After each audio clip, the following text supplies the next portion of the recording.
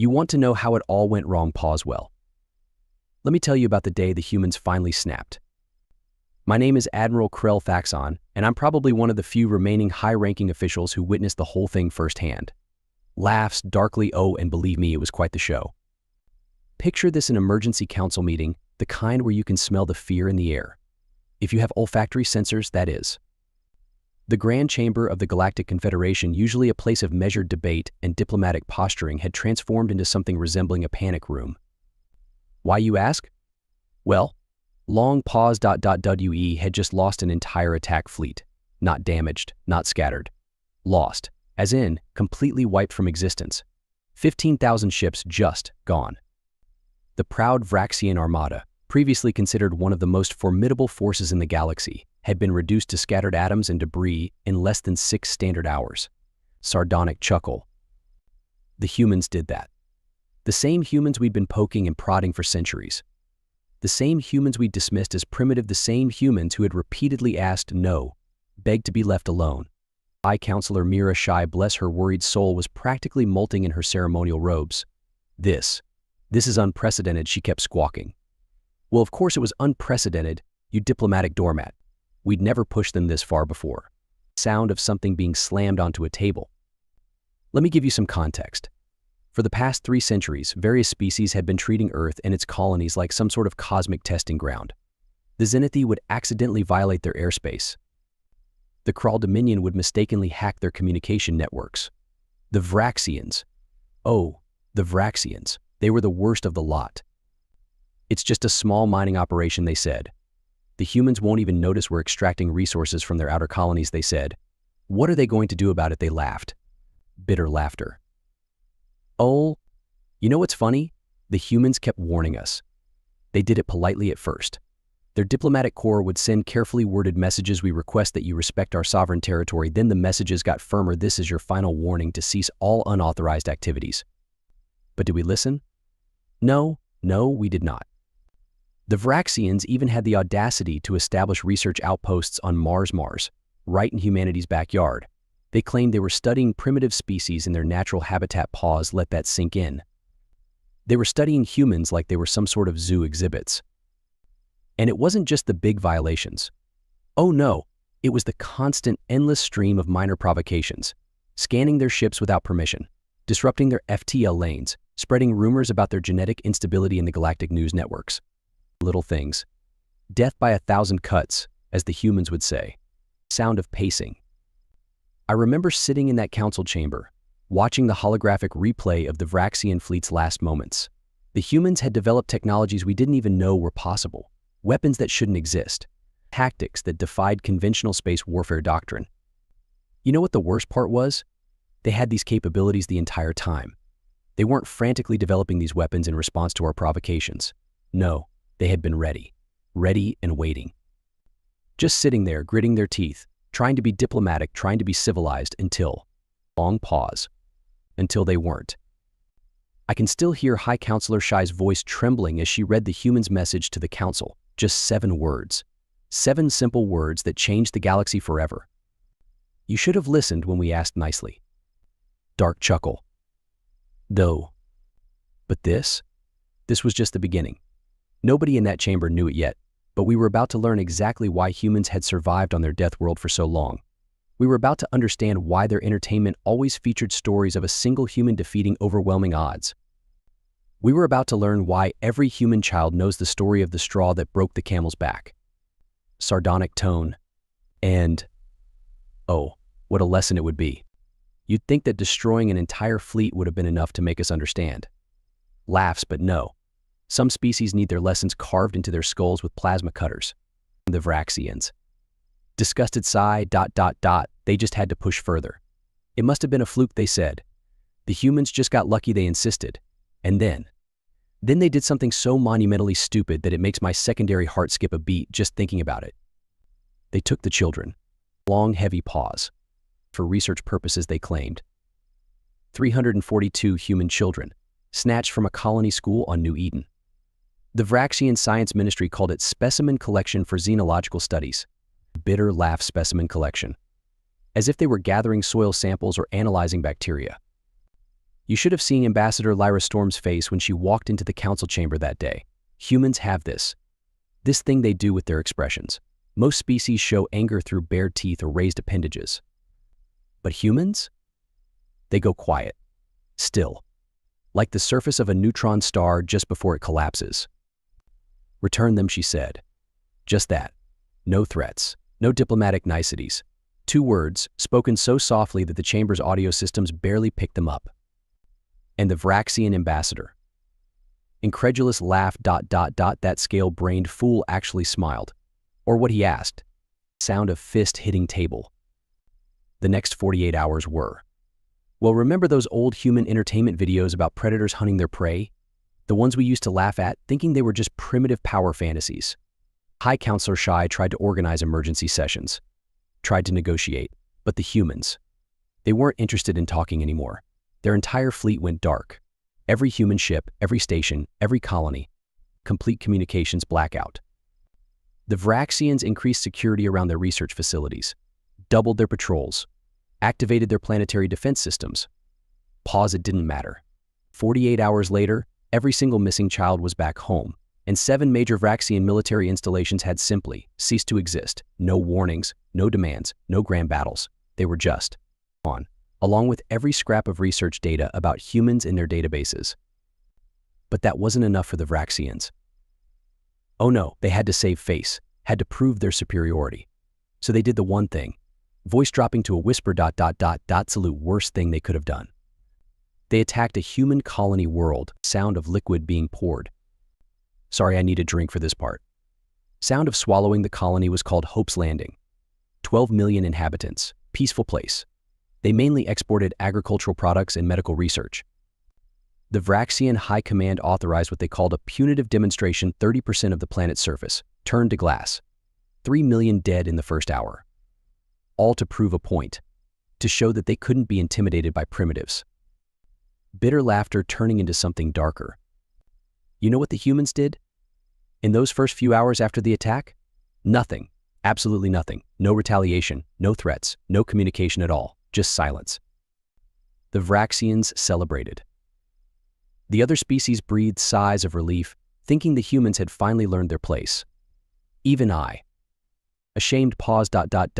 Even I thought maybe this would be the end of it. We were all so wrong. Because what we didn't understand, what we failed to comprehend, was that the humans weren't doing nothing. They were reaching a consensus. Every human, from their highest military commander to their youngest civilian, was arriving at the same conclusion. And that conclusion? Dark chuckle, the conclusion was that the galaxy had mistaken their patience for weakness, their restraint for inability, their warnings for empty threats. General Dax Blackthorne, and this is a direct quote from the encrypted transmission we intercepted, summed it up perfectly apparently. We need to remind the galaxy why humanity's theme song is the boss music. Long pause. The next message we received from Earth was 5 words long. 5 words that should have sent every species in the galaxy running for the deepest holes they could find. No more sunshine. Only thunder now. Soft, knowing laugh. You want to know what happened next? Pause, are you sure? Because this is where it stops being just another cautionary tale about diplomatic failures. This is where it becomes the story that every species tells their children to keep them awake at night. This is where humanity showed us exactly what happens when a species that perfected the art of warfare decides to stop holding back. Remember how I mentioned that the humans had gone silent? Dark chuckle, that silence lasted exactly 7 days. 7 days of absolute nothing. No communications, no ship movements, no trade, nothing. We called it the dead week. Pause, we should have called it the calm before the storm. On the 8th day. Long pause ... Well, let me paint you a picture. Imagine you're a Vraxxian admiral, sitting comfortable in your command center. You're feeling pretty good about yourself. You just taught those uppity humans a lesson, right? Sarcastic tone, your detection systems are showing clear skies, your defense networks are at full power, and your morning reports show everything is just perfect. Then your chief sensor officer notices something odd. The stars. They're going out. One by one, in a pattern, getting closer. Whispers. That's when they realized those weren't stars disappearing. They were human ships. Thousands of them. Dropping their stealth fields in perfect synchronization. Normal voice, but here's the real kicker, these weren't the ships we knew about. Oh no. These were something else entirely. You see, what none of us had realized was that every human ship we'd ever seen, every piece of technology they'd ever shown us, it was all obsolete, outdated. Their version of children's toys. Sound of laughter. The first shot wasn't even a shot. It was pause for effect ... a message. Broadcast on all frequencies, in all languages. Just 2 sentences. We tried to be civil. Remember that. Then, sharp inhale ... then we learned what humanity's real ships could do. You know those fancy Vraxxian phase shields? The ones they bragged could stop any known weapon? Mocking tone, the humans didn't even bother trying to penetrate them. They just reached through them. Like they weren't even there.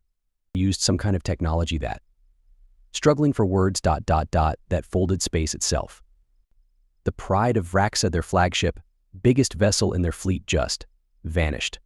Then reappeared. Inside out. Shudders, do you have any idea what a capital ship looks like turned inside out? But that was just the beginning. The humans had. Voice filled with awe and horror ... They had weapons we couldn't even comprehend. Devices that turned gravity into a knife. Beams that didn't destroy ships, they rewrote them, molecule by molecule. Turned whole battle cruisers into clouds of flower petals. Flower petals. Hysterical laugh. Some poor fool tried to surrender. Sent out the standard emergency protocols. The humans responded by broadcasting a clip from one of their ancient entertainment archives, just a few seconds of something called the Terminator. You are terminated. Long pause. In 6 hours. Just 6 hours. The entire Vraxxian defense force ceased to exist. Every ship, every station, every orbital platform, gone. But the ground forces? Dark tone? Oh, that's where humanity decided to really make their point. They deployed what they called planet crackers, not planet-destroying weapons. No, that would have been too merciful. These devices, they cracked the planetary crust in specific patterns. Drew pictures. Pause, do you know what they drew on every Vraxxian military world? A smiley face. Laughs maniacally, a giant, smiling human face carved into the surface of each planet, visible from orbit, permanent. General Dax Blackthorne called it adding injury to insult. Sound of something heavy being set down. The other species? They just watched. Nobody moved. Nobody helped. Nobody dared to even comment. We all just sat there, watching the feeds, watching humanity demonstrate exactly why they had survived on a death world. You know what the most terrifying part was? Through it all, the human soldiers were laughing, making jokes, quoting their entertainment archives.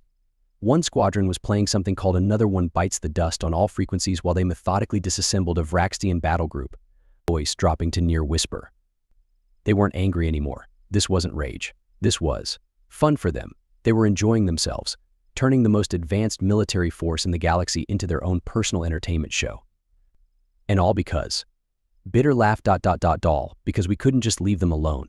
We couldn't just respect their borders, their sovereignty, their repeated warnings. Exhausted sigh, the aftermath?